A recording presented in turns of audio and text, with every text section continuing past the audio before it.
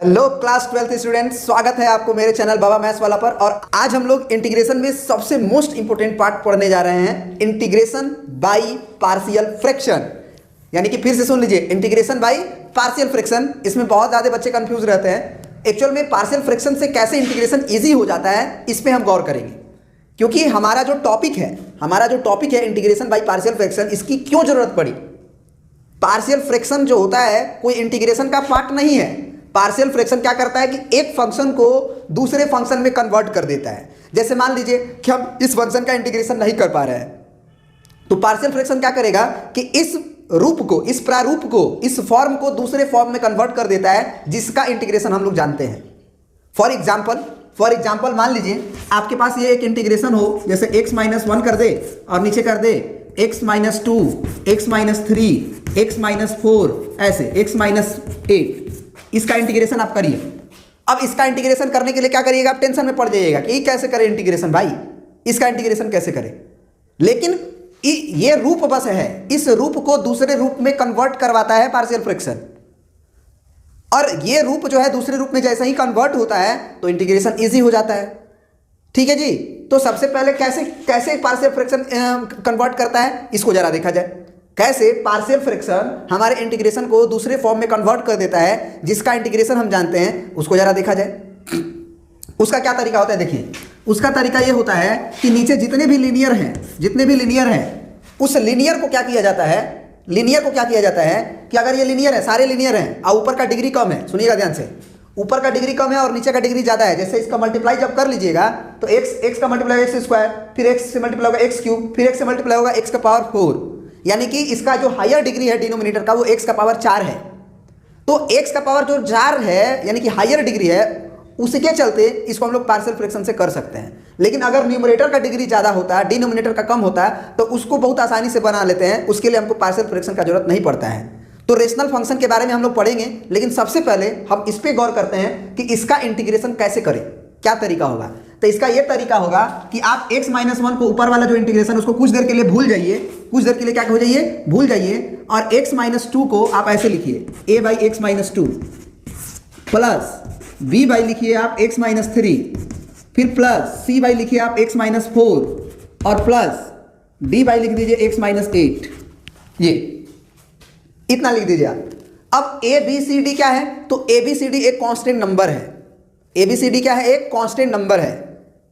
तो अब 1/x-2 का भी इंटीग्रेशन जानते हो, a तो कांस्टेंट है, बाहर हो जाएगा, है ना, a तो हमारा कांस्टेंट है, बाहर हो जाएगा। और इंटीग्रेशन 1/x-2 dx और प्लस b भी कांस्टेंट है, बाहर हो जाएगा, इंटीग्रेशन dx/x-3 और प्लस c भी कांस्टेंट है, बाहर हो जाएगा, इंटीग्रेशन 1/x-4 है कि नहीं।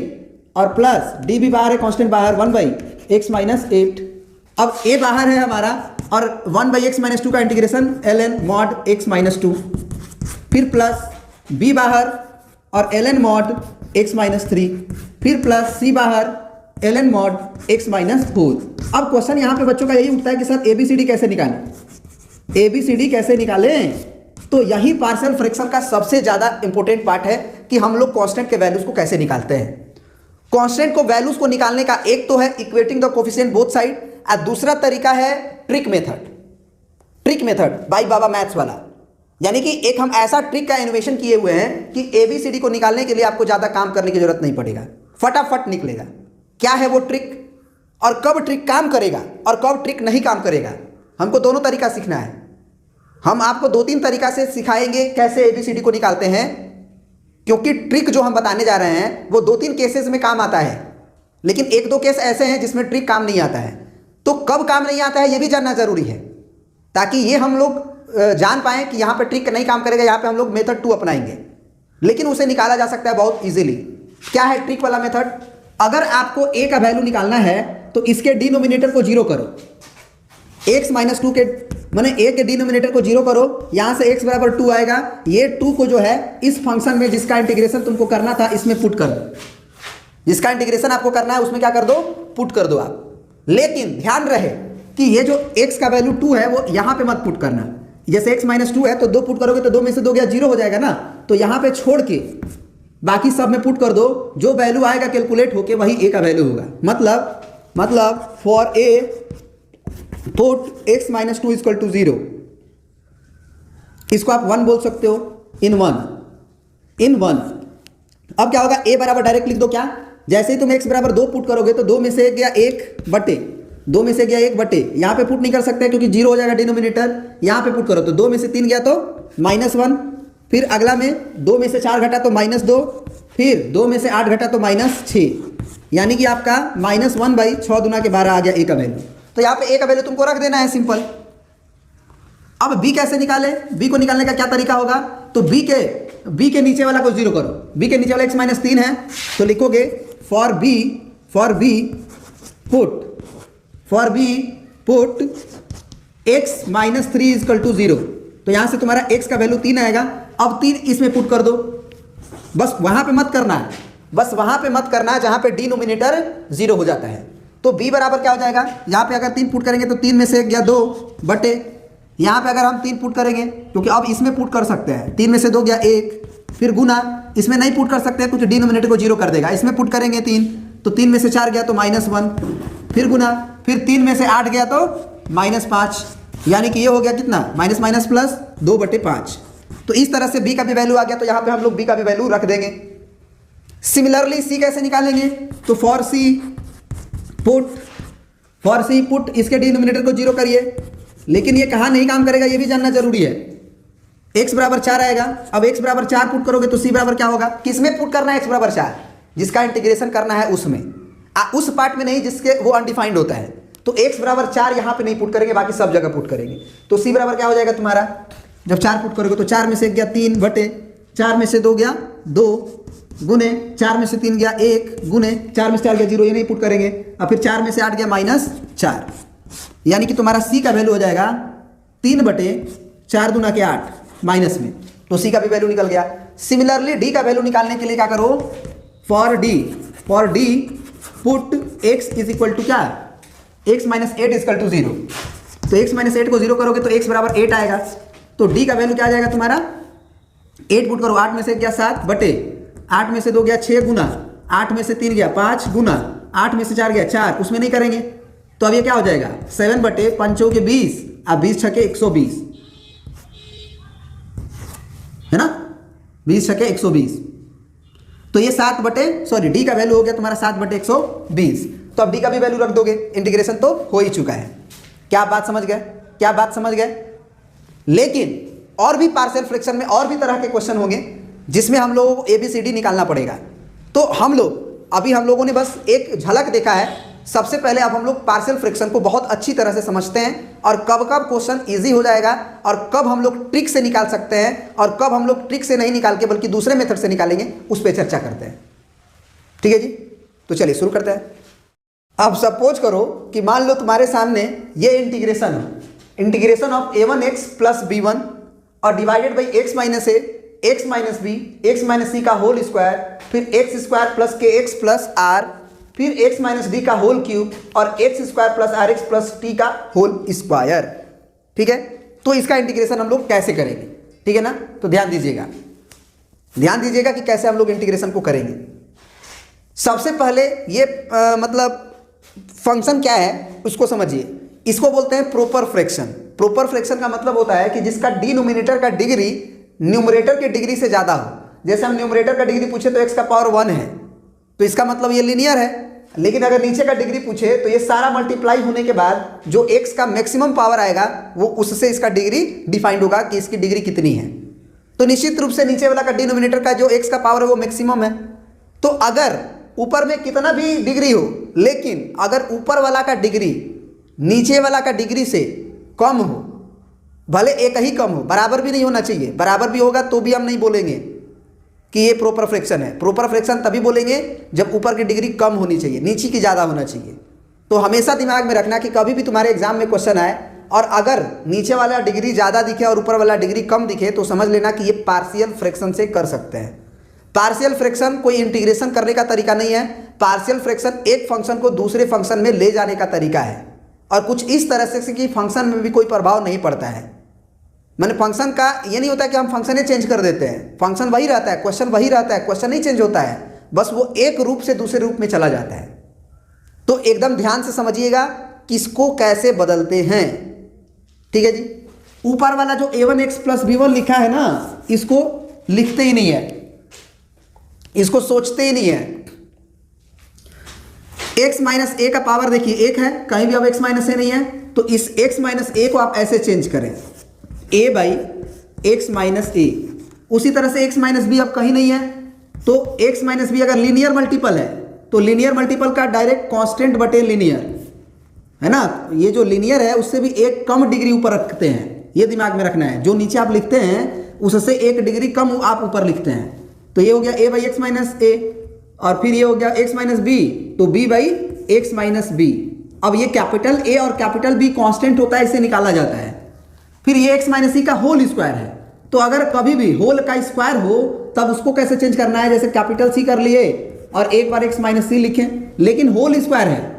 एक बार तो अगर लिनियर रहता तब ना ऐसे करते c बाई एक्स माइनस सी, लेकिन ये तो होल स्क्वायर है, तो इसको दूसरे तरीका से करते हैं। कैसे, तो एक बार ऐसे लिखेंगे, फिर एक बार d लिख के और नीचे x माइनस सी का होल स्क्वायर लिखेंगे। एक बार c बाई एक्स माइनस सी लिखेंगे और एक बार d बाई एक्स माइनस सी का होल स्क्वायर लिखेंगे, माने एक एक बढ़ाते जाएंगे। फिर देखिए ये क्वाड्रेटिक है, और ये जो क्वाड्रेटिक है ध्यान रहे कि इसे फैक्टराइज नहीं किया जा सकता हो। ये जो क्वाड्रेटिक है इसे फैक्टराइज नहीं किया जा सकता हो। क्यों? क्योंकि अगर कोई भी क्वाड्रेटिक अगर ऐसा होता है जो नॉर्मली फैक्टराइज हो जाता है, जैसे मान लीजिए कि एक्स स्क्वायर प्लस 4 और 2 6x और 4 दूना के 8, ऐसे, तो इसको हम लोग ऐसे लिख सकते हैं ना, ऐसे लिख सकते हैं ना, तो ये तो फैक्टराइज हो गया। तो अगर ये क्वाड्रेटिक इस तरह से फैक्टराइज हो जाएगा तब फिर इसको बदलने का तरीका हो जाएगा a बाई क्या x माइनस 2 और फिर plus b by X minus 4। लेकिन अगर ये क्वाड्रेटिक कुछ इस तरह से है कि आगे फर्दर फैक्टराइज अगर नहीं हो पाता है तब की बात हो रही है। ऐसे क्वाड्रेटिक रह जाए अगर इक्वेशन में एक्सप्रेशन में, तो क्या करेंगे? तो करने का तरीका क्या है कि एक डिग्री कम करिए, जैसे एक्स स्क्वायर प्लस के एक्स प्लस आर है, तो ये क्वाड्रेटिक है, तो एक डिग्री कम करो, तो ये लिख दो ई एक्स और प्लस एफ। क्यों ई एक्स प्लस एफ? क्योंकि ए बी सी डी हम यूज कर चुके हैं। तो अगर एक डिग्री कम लिखना है तो हम लोग ई एक्स प्लस के एफ लिखेंगे, और नीचे जो है वो रहेगा एक्स स्क्वायर प्लस के एक्स प्लस आर। फिर अब देखो ये एक्स माइनस डी का होल क्यूब है, यहाँ पे स्क्वायर ही तक था, तो अगर होल क्यूब होगा तो उसको चेंज करने का तरीका देख लो क्या होता है। क्यूब है तो पहले हम ए को लिखेंगे, जैसे एफ तक हो गया है तो जी बाई पहले एक्स माइनस डी लिखेंगे, फिर H by X minus D का होल स्क्वायर लिखेंगे स्मॉल डी, और फिर एक बार और लिखेंगे, क्यूब तक पहुंचना है तो आई लिखेंगे और एक्स माइनस डी का होल क्यूब लिखेंगे यहां तक। फिर देखिए वहां पे लिखा हुआ है X square plus R X plus T का होल स्क्वायर, इसका चेंजिंग हो गया। अगर ये क्यूबिक तक है तो एक बार एक लिखेंगे, फिर 2 लिखेंगे और फिर 3 लिखेंगे।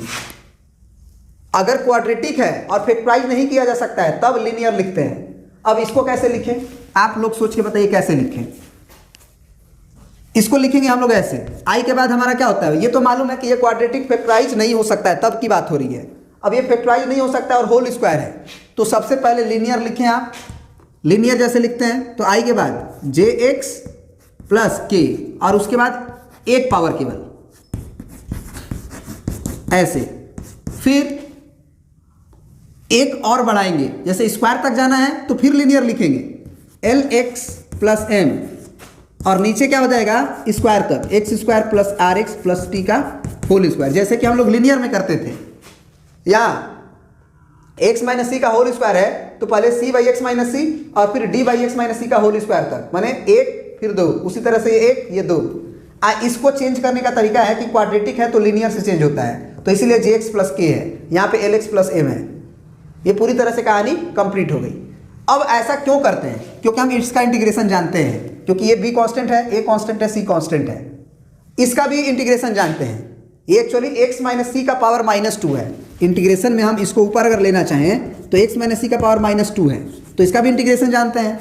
एक्स माइनस सी का power -2 by -2 plus 1 by -2 plus 1, इसका भी इंटीग्रेशन जानते हैं। कहोगे इसका तो नहीं जानते हैं सर, हम कहेंगे जानते हैं। कैसे?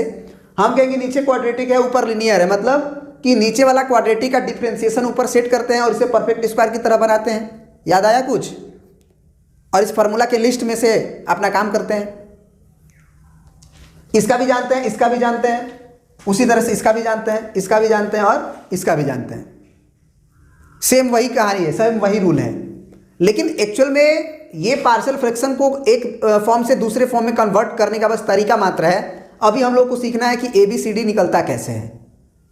लेकिन आपको बता दें कि इतना बड़ा इंटीग्रेशन आपके कभी आएगा नहीं। बस हम हर तरह के फंक्शन को, एक्सप्रेशन को किस तरह से पार्शियल फ्रैक्शन में कन्वर्ट करते हैं ये आपको सिखाए हैं। इसको आपको याद करना है कि किस तरह का फंक्शन रहेगा तो किस तरह के से वो बदलेगा। अब दूसरा स्टेप है कि ABCD को कैसे निकालने सीखेंगे। तो इसमें ABCD को निकालने नहीं सीखेंगे क्योंकि ये बहुत बड़ा क्वेश्चन है। बस ये रूप को सीखे कि एक रूप से किस रूप में बदलेंगे कैसे, दूसरे रूप में बदलेंगे कैसे। अगले पार्ट में हम छोटे छोटे क्वेश्चंस लेंगे और छोटे छोटे जो आपके NCERT के क्वेश्चंस हैं उसको लेंगे और ये सीखेंगे कि ABCD कैसे ट्रिक से निकलता है और कैसे बाई इक्वेटिंग द कोफिशिएंट्स निकलता है। तो चलिए अब वो वाला पार्ट को हम लोग शुरू करते हैं। अब जैसे मान लीजिए आपके सामने एग्जाम्पल नंबर 11 है जिसमें करना है integration of dx upon x plus 1 और x प्लस 2।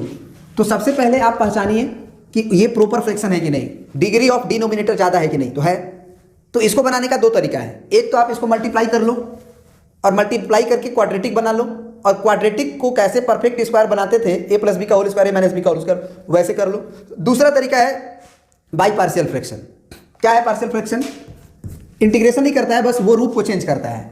तो x प्लस 1 को चेंज करने का तरीका है a बाई एक्स प्लस 1 और x प्लस 2 को चेंज करने का तरीका है b बाई एक्स प्लस 2, इसका इंटीग्रेशन। ठीक है जी। यानी कि आप ये समझ लें कि 1 बाई एक्स प्लस 1 है और x प्लस 2 है। इसको लिखने का तरीका है हमारा केवल कि हम इसे लिख सकते हैं ऐसे, a बाई एक्स प्लस 1 और plus b by x plus 2। Integration थोड़ी किया है, बस इस तरह से लिख दिए। अब a और b को निकालना है तो हम बोले कि a और b को ट्रिक से निकालो। ट्रिक क्या है कि यदि a को निकालना है, for a put x plus 1 equal to 0 इन 1, और इसको तुम गोल घेर के ऐसे 1 लिख दिया करो इस तरह से। ठीक है ना। अब इसमें पुट करो तो a बराबर डायरेक्ट क्या लिखोगे, x प्लस 1 को 0 करोगे तो x बराबर क्या आएगा, -1। तो -1 इसमें डालो तो ये 1 ऊपर है तो 1 रहेगा नीचे। इसमें तो डाल नहीं सकते हो क्योंकि ये फंक्शन को अनडिफाइंड कर देगा। तो जो फंक्शन को अनडिफाइंड करेगा उसमें बस छोड़ के सब में डाल सकते हैं। तो x बराबर -1 इसमें डालेंगे तो ये -1 और प्लस 2 कितना आ जाएगा, 1/1, यानी कि a का वैल्यू आ गया 1। फिर b को कैसे निकालें, तो फॉर b क्या लिखेंगे, फॉर b पुट b के नीचे वाला क्या है, x प्लस 2। तो put x plus 2 equal to 0, this implies x बराबर -2। तो x बराबर -2 पुट करेंगे इन 1 माने आपने क्वेश्चन में। तो अब b बराबर क्या हो जाएगा, 1 बाई, सुनिएगा ध्यान से, 1 बाई, यहाँ पे हम लोग -2 नहीं पुट कर सकते हैं, यहाँ पे पुट करेंगे तो -2 और प्लस 1 कितना आ जाएगा, 1 बाई -1, यानी कि -1, यानी कि आपका हो जाएगा -1। तो इस तरह से a और b निकल गया। तो इसका मतलब कि ये कहानी हो गई, a के जगह पे 1 बाई एक्स प्लस 1 और प्लस b के जगह पे -1 बाई एक्स प्लस 2। ठीक है जी, ये a और b निकल गया। तो अब इसको मिटा देते हैं। अब क्वेश्चन ये है कि क्या हमारा क्वेश्चन चेंज नहीं हो गया, उसको भी चेक कर लिया जाए। 1 बाई एक्स प्लस 1 और एक्स प्लस 2 को हम लिखे हैं क्या, सुनिएगा ध्यान से, 1 by x plus 1 into x plus 2 को हम लिखे क्या है, 1 बाई एक्स प्लस 1 और -1 बाई एक्स प्लस 2, ये तो लिखे हैं।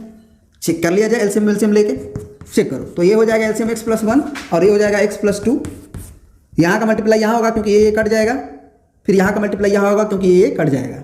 तो x प्लस 2 यहाँ आया और ये माइनस के साथ इसका मल्टीप्लाई होगा x प्लस 1 के साथ। तो x खत्म, 2 में से 1 घटेगा क्योंकि ये माइनस अंदर जाके बनेगा माइनस। तो 1 बाई एक्स प्लस 1 और x प्लस 2 आ गया कि नहीं, वही चीज़ आ गया ना। तो ये तरीका है a और b को निकालने का। ठीक है ना।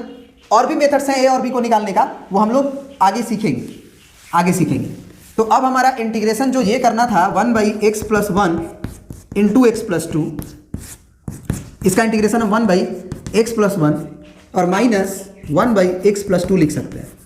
तो ये इंटीग्रेशन क्या हो जाएगा, ln मॉड एक्स प्लस 1 और -ln मॉड एक्स प्लस 2 और प्लस c कर सकते हैं। अब इसको अगर हम लॉग की प्रॉपर्टी से तोड़ना चाहें तो ये ln a minus ln b के फॉर्मूला पे टूटेगा और वो हो जाएगा ln a बाई b। तो ln x plus 1 divided by x plus 2 और प्लस c, ये हो गया हमारा इंटीग्रेशन। ठीक है जी। अब किसी बच्चे के मन में ये होगा कि सर अगर हम इसको क्वाड्रेटिक बना के जब बनाते हैं तो आंसर अलग आता है, इस तरह से आंसर अलग आ रहा है, तो कौन सा सही माने इंटीग्रेशन को?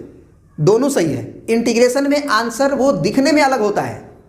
अगर आप कोई भी मेथड से बनाओ, मात्र आंसर दिखने में अलग होता है, उसको एक रूप को दूसरे रूप में कन्वर्ट किया जा सकता है। कैसे? इस कांस्टेंट की वजह से। इस कांस्टेंट की वजह से इंटीग्रेशन तरह तरह का डिफरेंट फॉर्म का दिखाई देगा आपको। लेकिन ये कांस्टेंट को अगर रीअरेंज किया जाए कुछ इस तरह से, तो ये रूप फिर उस रूप में कन्वर्ट हो जाएगा। फॉर एग्जाम्पल इसे भी हम आपको बना के दिखाते हैं, ठीक है। अब देखिए मेरा आंसर इस क्वेश्चन का ये था। अब इसको हम लोग मेथड 2 से बनाते हैं, ठीक है ना। मेथड 2 से बनाते हैं, क्या होगा हमारा इंटीग्रेशन, तो 1 इसे मल्टीप्लाई करते हैं तो ये x स्क्वायर हो जाएगा, 1 और 2 3 हो जाएगा, तो ये 3x और फिर 2 एकम 2 हो जाएगा ये।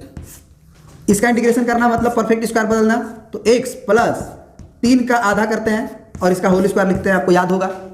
और तुरंत ये 3/2 का होल स्क्वायर को घटाते हैं और फिर प्लस का 2 लिखते हैं, तो ये क्या हो जाएगा इसका कैलकुलेशन, ये 3 3 जा 9 बटे 2 2 जा 4 और प्लस 2/1 लिख देंगे, तो एलसीएम हो जाएगा 4, तो ये 9 प्लस 4 2 जा 8, 9 प्लस 4 2 जा 8, तो ये तो माइनस में आएगा, है ना। तो ये हो जाएगा -1/4, क्योंकि ये माइनस है ना, तो -1/4, यानी कि इंटीग्रेशन 1/x प्लस 3/2 का होल स्क्वायर और -1/2 का होल स्क्वायर, क्योंकि ये 1/4 आया हुआ है।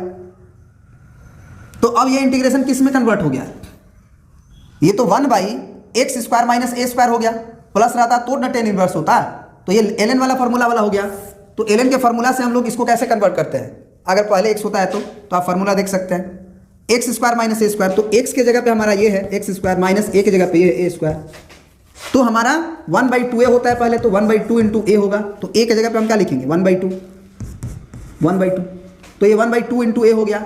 और ln मॉड x शुरू में रहता है तो x माइनस a होता है, तो x माइनस a का मतलब यही x है हमारा, x का काम हमारा ये x प्लस 3/2 करेगा, तो x प्लस 3/2 और माइनस a का मतलब 1/2 और फिर divided by x plus 3/2 x plus a यानी कि 1/2 और प्लस c, ये 2 कट गया, ये कितना आया ln मॉड x, ये देखो 3/2 में से आधा घटेगा, 1.5 रुपया में से आधा रुपया घटेगा, तो 1 रुपया बचेगा, तो x प्लस 1 डिवाइडेड बाई ये तुम्हारा क्या हो जाएगा x, ये 1.5 रुपया और आधा रुपया 2 रुपये है ना, तो x प्लस 2 होगा। तो ये तो डायरेक्टली मैच ही कर गया, मेथड 2 से भी बनाए तो भी।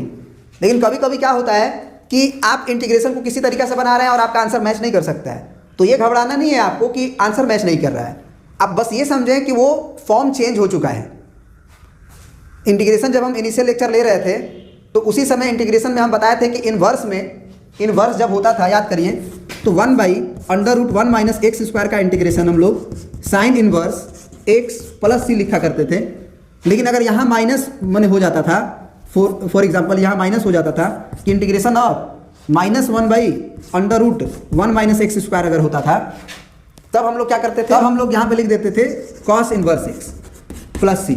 लेकिन वहाँ पे हम आपको बताए थे कि ये माइनस को अगर हम कांस्टेंट की तरह मान लें तो वो तो बाहर होगा, तो ये माइनस अगर बाहर होगा तो integration of 1/√1 minus X square तो साइन इनवर्स हो जाएगा, तो ये minus sine inverse X plus C भी लिख सकते हैं।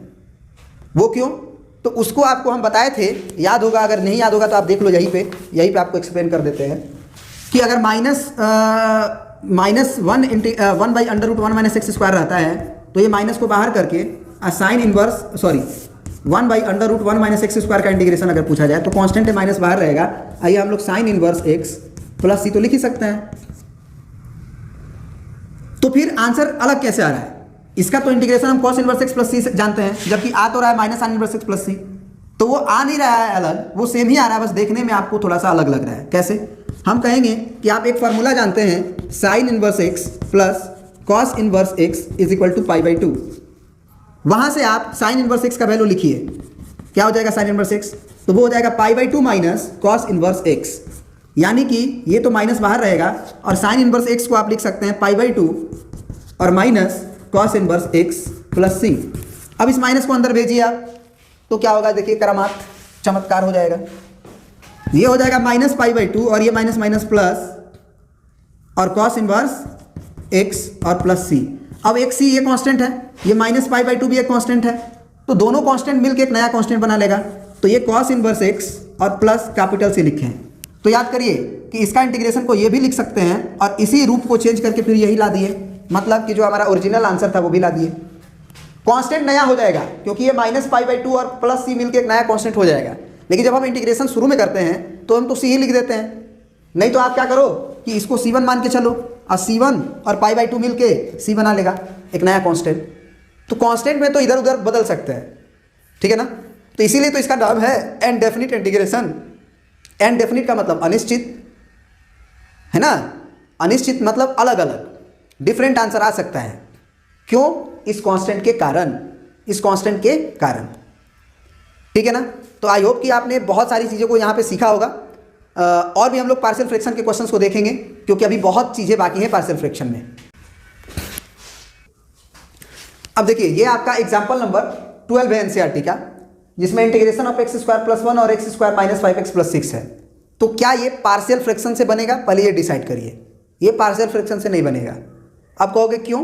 बनना तो चाहिए। तो हम बोलेंगे कि देखो डिग्री ऑफ न्यूमरेटर और डिग्री ऑफ डिनोमिनेटर सेम है, तो ये प्रॉपर फ्रैक्शन नहीं है, ये इम्प्रॉपर फ्रैक्शन है। अगर दोनों का डिग्री बराबर हो जाता है तो हम लोग इसे प्रॉपर फ्रैक्शन नहीं कहते हैं। तो इसको हम लोग पार्शियलाइजेशन से नहीं बना सकते हैं। इसको बनाने का क्या तरीका होता है? इसका बनाने का तरीका होता है कि आप डिवाइड करो। आप क्या करो? डिवाइड करो, है ना। और डिवाइड करके बनाओ। तो जैसे बचपन में आप डिवाइड किए थे वैसे ही करना होता है ना। आप रफ में जाओ, x² - 5x + 6 को डिवाइड करो, इससे डिवाइड करो x² + 1 को। सबसे पहले x² ही है तो एक ही बार में चला जाएगा, एक लिख देंगे। एक का x² में गुना करेंगे तो x² - 5x और +6, क्योंकि ये 1 का मल्टीप्लाई सब में होगा। और घटाएंगे तो यहाँ माइनस, ये माइनस है तो प्लस और ये प्लस है तो माइनस, चेंज हो जाता है ना साइन। तो ये खत्म, ये 5x बचेगा और ये +1 है और ये -6 है तो ये माइनस का 5 बचेगा। अब हम नहीं ले जा सकते क्योंकि अब यहाँ का डिग्री कम हो गया, यहाँ का डिग्री ज़्यादा हो गया। अब सुनना हमारी बात को ध्यान से। यहीं पे बच्चा गलती करता है। सीखना क्या है? देखो यहाँ पे जो ये जो फंक्शन होता है इसको लिखेंगे कैसे जब डिवाइड कर लिए, तो इसको सीखना जरूरी है क्योंकि लिखने में ही गलती होती है। लिखते क्या है? जो हमारा क्वॉशिएंट आता है, जो हमारा भागफल आता है वो लिखते हैं, प्लस रिमाइंडर लिखते हैं यानी कि 5x - 5 और डिवाइडेड बाई जिससे डिवाइड कर रहे होते हैं यानी x² - 5x + 6। ऐसा क्यों लिखते हैं? अगर तुम्हें ये समझना है तो ये भी समझ लो क्यों लिखते हैं। क्यों लिखते हैं? जैसे मान लो कि तुम 2 से मान लो कि तुमको 2 को मतलब ऐसे कर लो, 2 को नहीं बल्कि 4 को कर लो और यहाँ पे मान लो तुम 19 लिख दिए हो और तुमको डिवाइड करना है। तो 4 से जब तुम 19 को डिवाइड करोगे तो 4 चौके 16 आएगा। तो यहाँ पे एक काम करते हैं 29 लिख लेते हैं, है ना। क्यों? क्योंकि सब अलग अलग रहे। तो मान लो 4 7 जा हो जाएगा 28, क्या बचेगा? 1 बचेगा ना। अब नहीं जा सकता है तो 29/4 को हम लोग क्या लिखे हैं? क्वॉशिएंट, प्लस क्वॉशिएंट के बाद जो रिमाइंडर आया वो डिवाइडेड बाई में जिससे डिवाइड कर रहे हो तो 4 से डिवाइड कर रहे हो तो 4। ऐसा लिखने में इसमें और इसमें कोई अंतर नहीं है। आप एलसीएम लेके देख लो, 1 4 का एलसीएम लोगे तो 4 आएगा। तो 1 में 4 का भाग दोगे तो 4 और 4 7 28 और प्लस 4 से 4 में भाग दोगे 1 आएगा, 1 एकम 1 आ गया ना, 29/4 जो कि शुरू में था। तो इसीलिए कभी भी जब हम डिवाइड करते हैं तो क्या होता है कि सबसे पहले हम लोग क्वॉशिएंट लिखते हैं, प्लस रिमाइंडर लिखते हैं और जिससे हमको भाग देना होता है, तो भाग जिससे हमको देना होता है उसको हम लोग क्या बोलते हैं? जिससे हमको भाग देना होता है उसको हम क्या बोलते हैं? डिवाइजर। वो लिख देंगे, ठीक है जी। तो ये आपको हमेशा समझना होगा, लिखने का तरीका क्या होता होगा वो समझना होगा। तो अगर ये समझ लिए और ये लिख लिए तो अब इंटीग्रेशन आपका आसान हो गया। अब इंटीग्रेशन आपका क्या हो गया? आसान हो गया। ये इंटीग्रेशन करना है मतलब। तो अब जरा बताओ कि 1 का इंटीग्रेशन तो आप जानते ही हो ना, क्या हो जाता है? x हो जाता है और प्लस इंटीग्रेशन ऑफ 5x - 5 अगर करना है आपको, और नीचे अगर आपका x² - 5x + 6 है तो आपको मालूम होगा कि इसको अब हम लोग को कैसे करना है। आपको मालूम होगा कि अब इसको कैसे करना है। कैसे? नीचे जो फंक्शन दिखाई दे रहा है उसका डिफरेंशिएशन ऊपर सेट करना पड़ता है, यही ना करना पड़ता है। करते हैं x प्लस, ऊपर वाला को नहीं लिखेंगे, नीचे का डिफरेंशिएशन जो होगा वही लिखेंगे। तो वो हो जाएगा 2x - 5, 2x - 5, लेकिन यहाँ तो 5x - 5 है। वो कैसे आप मैनेज करें? तो उसको मैनेज करने के लिए आपको बताया गया था कि अगर यहाँ 5x लाना है और 2x आ रहा है तो सबसे पहले 5 लिखो और नीचे 2 से डिवाइड कर दो। उससे क्या होगा कि जब हम अंदर लेके जाएंगे इस 2 मैंने 2 को, तो 2 से 2 कट जाएगा, ये 5x आ जाएगा और ये अब अंदर जाएगा।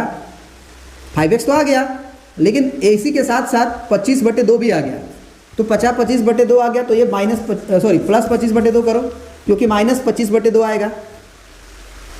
पहले से -5 है उसको लिख दो और डिवाइड में क्या लिख दो, ये x² -5x + 6 और इंटीग्रेशन करो। तो ये तो इंटीग्रेशन हो ही चुका है, इसमें तो टेंशन है नहीं, इसका करना है।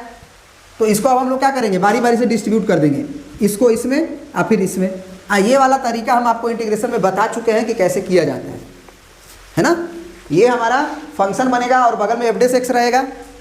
कर दें, रहने देते हैं, बिकॉज ऑफ कि हम इसमें पार्शियलाइजेशन का ट्रिक को सीख रहे हैं कि पार्शियलाइजेशन कैसे करते हैं। तो अगर इसमें अगर डाउट होगा इसके बाद, तो आप हमें कमेंट सेक्शन में पूछ सकते हैं कि सर उसके बाद भी आप प्रोसीड करके आगे बढ़ा दो। इस क्वेश्चन को हम फ्रीली शुरू से लेके अंत तक बता देंगे, लेकिन अभी हम लोग पार्शियलाइजेशन को फोकस कर रहे हैं, तो पार्शियलाइजेशन से रिलेटेड क्वेश्चंस को करते हैं, ठीक है। तो इसको यहीं पे रोकते हैं। वैसे एक और तरीका है उसके आगे उसके मतलब बाद बनाने का। एक तो है कि नीचे हम लोग DC सेट कर देते हैं, नीचे का DC ऊपर सेट कर देते हैं। एक अभी हम लोग पार्शियलाइजेशन पढ़े हैं, तो हमारा इंटीग्रेशन क्या था, हमारा x प्लस इंटीग्रेशन क्या था 5x - 5 और डिवाइडेड बाई x² - 5x + 6 था। तो हम अभी आपको बताए हैं कि नीचे वाला को क्या फैक्टराइज कर सकते हैं कि नहीं कर सकते हैं। अगर नहीं कर सकते हैं तब की कहानी हम लोग सीखे थे पार्शियलाइजेशन में। तो नीचे को देखो फैक्टराइज कर सकते हैं आप, तुम कर सकते हो इस चीज़ को। ये 6 है और ये 5 है, तो 3 × 2 = 5 होता है, तो 3 और 2 पकड़ा गया। तो नीचे हम क्या लिख देंगे, x - 3 और x - 2 और ऊपर हमारा 5x - 5 रहेगा। अब हम लोग पार्शियलाइजेशन से इसको कर सकते हैं, कैसे? तो x प्लस इंटीग्रेशन, ऊपर वाला को तो भूल ही जाएंगे क्योंकि नीचे फैक्टराइज हो गया। अब x - 3 को चेंज करने का तरीका है a/x - 3 और प्लस x - 2 को तरीका है चेंज करने का b/x - 2। ये तभी काम करेगा जब फैक्टराइजेशन हो जाएगा, ठीक है। अब a और b को निकालने का भी तरीका बताए हैं कि a के लिए क्या करो, फॉर a वहीं पे लिखना, फॉर a पुट x - 3 को, मैंने a के नीचे वाला पुट x - 3 = 0, यानी कि x = 3। कहाँ पुट करना होता है, इन 1, और 1 किसको मान लेते हो आप, इस चीज को आप 1 मानते हो। अलग से इसको लिख भी सकते हो किसको 1 मान लेते हैं। तो a बराबर क्या हो जाएगा हमारा, x = 3 पुट करना है ना, तो ये हो जाएगा 3 जब पुट करेंगे तो 5 × 15, 15 में से 5 गया 10, और यहाँ पे पुट करेंगे हम 3, 3 में से 3 गया 0, तो यहाँ नहीं कर सकते हैं। 3 में से 2 गया 1, यानी कि a का वैल्यू 10 हो गया। फॉर b पुट b के नीचे क्या है, x - 2, तो x - 2 को 0, तो x = 2, x = 2, तो x = 2 पुट करिए ऊपर, इन 1 किसमें पुट करना है, इन 1। तो b बराबर क्या हो जाएगा, तो 2 पुट कर रहे हैं तो 5 दूना के 10, 10 में से 5 गया 5, नीचे 5 में से 2 में से 3 गया -1, और वहाँ तो पुट नहीं कर सकते हैं, यानी कि b का वैल्यू हो गया -5।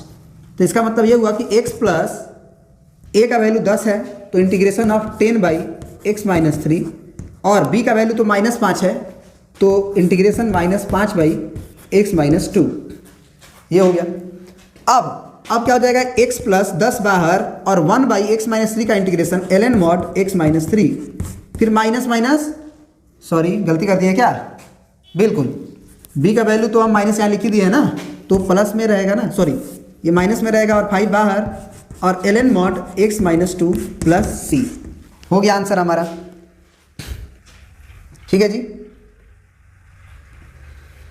अब बढ़ते हैं हम लोग नेक्स्ट तरह के क्वेश्चन में। वहां पे ट्रिक काम नहीं करेगा, अगला जो क्वेश्चन है ना उसमें ट्रिक नहीं काम करेगा, तो कैसे निकालेंगे उसे भी देखेंगे। ये इंटीग्रेशन में x + 1 का होल स्क्वायर है, तो बदलने तो हम जानते ही हैं पार्शियलाइजेशन में, है ना। तो सबसे पहले आप अलग ही कर लो, निकाल लो ABCD।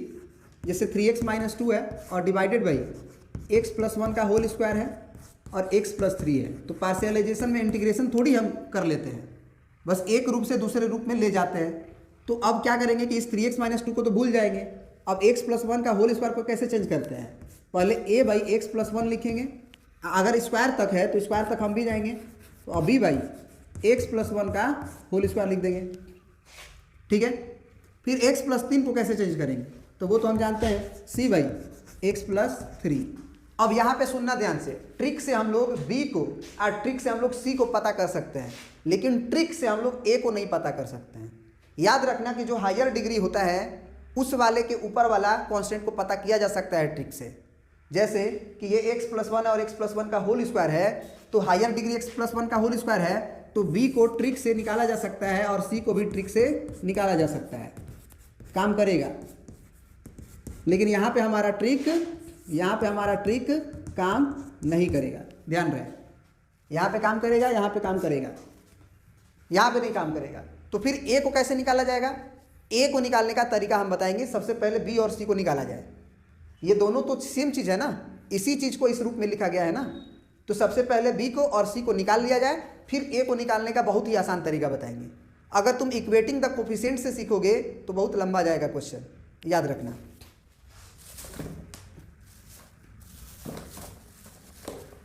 अब देखो b को कैसे निकालें, तो b को निकालने का यही तरीका है कि इसके नीचे वाले को जीरो पुट कर दो।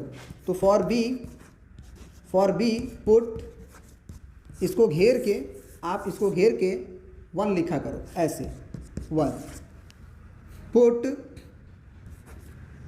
x प्लस वन का होल स्क्वायर बराबर 0 इन 1।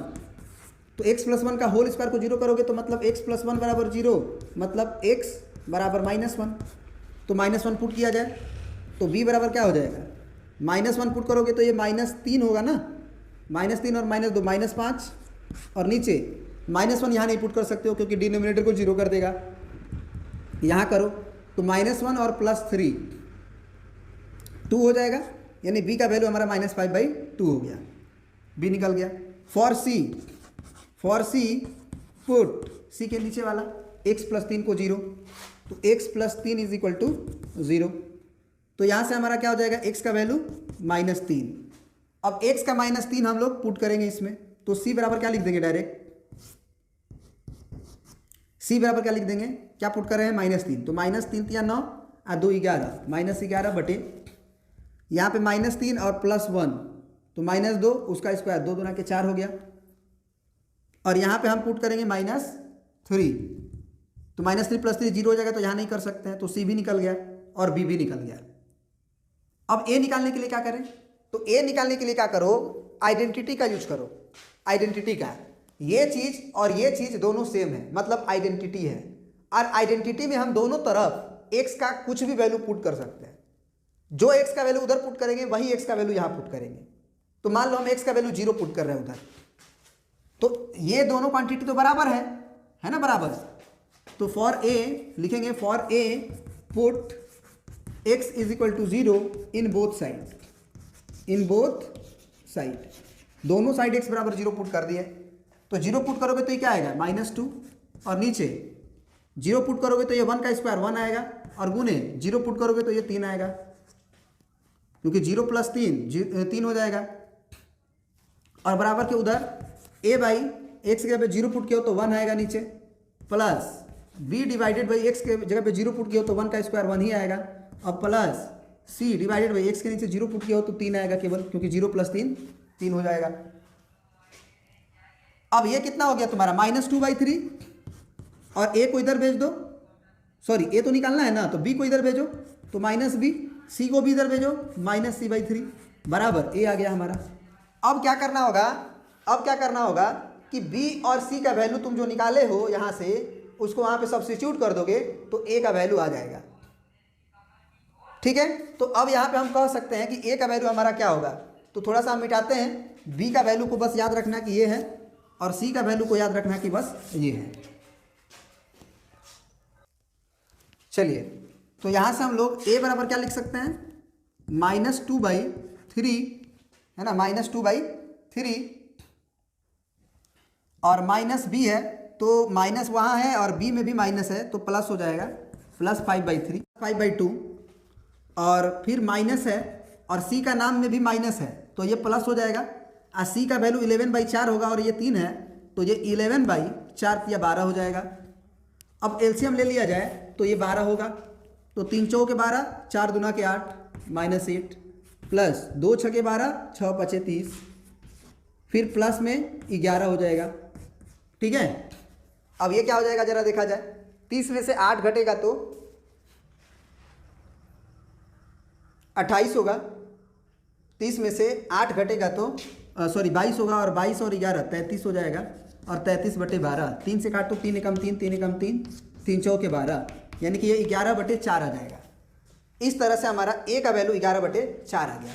तो अब आपको फाइनली इंटीग्रेशन करना है ना। ए बी सी डी का वैल्यू आ गया, तो आप क्या कर लो, ए बी सी का वैल्यू रख लो। ए का वैल्यू अभी अभी आया था 11/4, तो ये 11/4 और 1/x+1 को आप ऐसे लिख दो, 1/इंटीग्रेशन x+1 ऐसे, क्योंकि ए बाहर रहेगा। फाइनली तो आपको इसका इंटीग्रेशन ही तो करना था ना पूरा का। तो ए का वैल्यू रख दिया 11/4 और 1/x+1 का इंटीग्रेशन। फिर बी का नाम क्या है, तो ये है -5/2, तो -5/2 बाहर और इंटीग्रेशन x+1 का होल स्क्वायर नीचे है, ध्यान दीजिएगा। तो इसको ऊपर अगर लिखिएगा तो x+1 का पावर -2 लिख दीजिए, और फिर c का वैल्यू क्या है, तो आपका -11/4 है, तो ये -11/4 बाहर और integration 1/x+3, integration 1/x+3 dx। अब आप इंटीग्रेशन बारी बारी से कर दीजिए। ठीक है जी, ये 11/4 बाहर और ln mod x+1 हो जाएगा, -5/2 बाहर और x+1 का पावर -2 है, तो x+1 का पावर -2 + 1 डिवाइडेड बाई -2 + 1 हो जाएगा। फिर -11/4 बाहर और ln mod x+3 हो जाएगा और प्लस c। ठीक है, यहाँ तक आप बातें समझ गए होंगे। इसके बाद क्या होगा, 11/4 और ln mod x+1 को, और यहाँ से -11/4 और x+3 + c को हम क्या करते हैं, 11/4 कॉमन ले लेते हैं, तो यहाँ पे ln mod x+1 हो जाएगा अंदर, और एक माइनस में ln mod x+3 हो जाएगा अंदर। और यहाँ देखिएगा ये -1 आएगा, इस माइनस से मिलके प्लस कर लेगा, और ये 5/2 हो जाएगा, और ये x+1 का पावर में -1 आएगा, वो नीचे रहेगा, तो 2 के साथ आप कह सकते हो कि x+1 हो जाएगा और प्लस c। अब यहाँ तक ही बस कॉमन था, तो हम यहाँ पे ln a minus ln b का फार्मूला ln a/b लगा सकते हैं, यानी कि 11/4 और ln mod x+1 divided by x+3 कर सकते हैं, और प्लस 5/2 और नीचे हमारा x+1 हो गया और प्लस c। तो ये हमारा आपका आंसर हो गया, ये वाला। ठीक है जी, आप देख सकते हैं अपने आंसर को। तो इस तरह से हम लोग एग्जाम्पल नंबर 13 को किए, और भी आगे का क्वेश्चन हम लोग करेंगे अगले क्लास में, और भी पार्शियलाइजेशन का सीखेंगे कहानी कि कब ट्रिक काम कर सकता है और कब काम नहीं कर सकता है। ठीक है ना। आई होप कि हमारे इंटीग्रेशन के क्लास को आप समझ रहे होंगे। अगर आपको वीडियो समझ में आता है तो बिल्कुल आप लाइक करें, अपने दोस्तों के पास शेयर करें, और ज़रूर कमेंट करें अगर कोई नेक्स्ट वीडियो आप चाहते हैं तो किसी टॉपिक पे। ठीक है ना। Thank you for giving your important time. Thank you.